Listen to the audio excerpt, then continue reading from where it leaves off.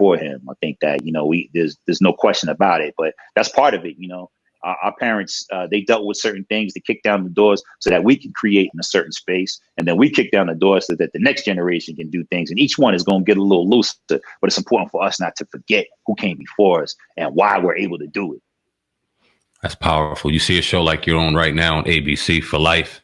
You obviously have the story of Isaac Wright Jr., played by Nicholas Pinnock, if I'm not mistaken. If I'm saying his name wrong, I apologize. Aaron Wallace on the show. You played Jamal Bishop on the show. Talk about the show For Life. Talk about working with executive producer 50 Cent.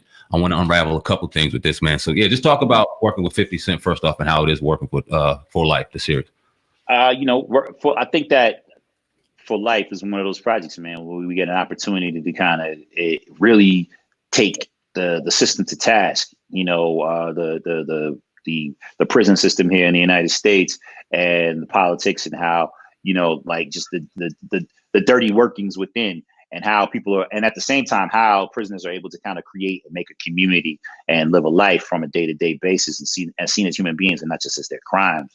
I think the biggest thing with 50 being the executive producer is that, he comes off the success of Power, off the success of all the different things that he's done, all the way down to the 50 Water. He's like a guy who, when he speaks, executives listen. And one of the best things about it is to have somebody speak like that, who's in the room, who has the community's back. It's you feel comfortable. You know that the story is going to be handled well, and it's going to be handled authentically. And that's one of the best things that is one of the best assets of us having 50 there. Never mind the fact that he's also able to come onto the show and bring his star power onto the show, but just even behind the scenes, he's able to make sure that all of these things are done in an authentic way, because he's got to protect his brand. And he also just, he knows that he's beholden to a community. And we got Isaac there, so between the two of them, with Isaac Wright and with 50, I was like, this is the only way to tell this story, is to make sure that these two cats are involved. So Cassius is 50's character, right? Yes. So how is it for going toe to toe with 50 on set? How? Yeah. 50? Yo, it was dope. It's dope. I mean, here's the thing, man. 50, myself, Nicholas, all of us got boxing backgrounds, man. Oh shit. And so every last one of us wanted to show how good we were at fighting. However, the reality fact is, when you fight the TV, you got to pull them punches, man. And listen, nobody wanted to tell the executive producer, don't punch me, because he caught me on my lip like twice. I had to be like, yo, hold up, man. Damn. Hold on, man. We having a lot of fun. This is very exciting, but you're going to need to relax with the punching in the lip business, man. I don't want to hit you back, because I don't know that. I'm pretty sure if we went toe to toe, it wouldn't end well for me. I had to hit you with something. And now we dealing with a whole different era of things, man. I don't want to do that. That's funny, man. I don't want to be in that space, man. So we had a good laugh about that, because he body slammed Nicholas. And, I mean, it was cool, man. And because all three of us being rough and tumble kind of guys, man, it was just kind of fun. It was hard for them to get us to stop when they called cut. We still wanted to fight and get it out, man. So that was a lot of fun, man. Having him on set is dope all the time. I think he's got the best stories, man. Yeah, so he's been a lot of places, and he knows a lot of stuff, man. And it's fun to just pick his brain and get him talking. Yeah, I think it's great to see the evolution, 50 Cent, man. We got to see him right before our eyes our whole life, man. Mm-hmm. A good dude, man. Yeah. Definitely. And smart. I mean, that goes without saying that he's smart. I mean, when I say smart, I mean, literally got an angle on how to get some paper at all times. All the ways, you know what I'm saying? And to watch a cat kind of watch their mind work like that is like, yo, man, he gets credit for really being an incredible business mind, but this dude is always working, man, always working. And that's impressive, especially when you come on the set and then you end up turning around and doing a character. And it's like, yo, he knows everything, man. He knows our lines, his own lines. He knows what's going on in the next episode. This dude is not just somebody he's real hands-on, man. I was impressed. When you got somebody like that as, leading the show, being the boss, it causes everybody else to step up. Absolutely. That's dope. You kind of remind me of The Last Dance. This will be my last question. Did you watch any of the Last Dance series? And what you think of it, definitely. Man, I loved it. Yeah, man. I mean, listen, that's the thing, Michael Jordan, I mean, he rubbed a lot of people the wrong way because he's a guy who demands excellence.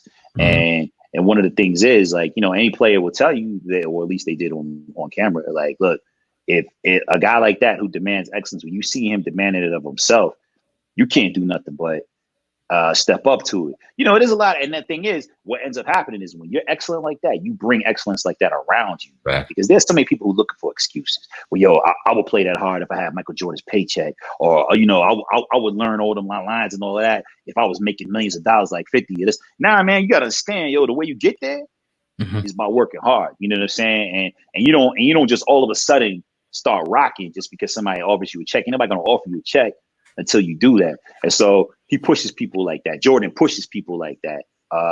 And 50, same deal. I mean, he ain't running us no Michael Jordan style. He ain't calling nobody chumps and talking crazy to nobody. Absolutely, quite the opposite, actually. But it still is like you see this dude working so hard, and like, well, if he's working that hard to make this thing work, I gotta do my part and then some. Powerful, man. Well, that's going to conclude the interview. I do want to ask you one more thing. You kind of threw it in the end there. What advice would you give to aspiring actors, Black actors in particular, on coming through Hollywood and trying to get a gig? My biggest advice now, it seems to me like people are having a lot of success with creating their own stuff.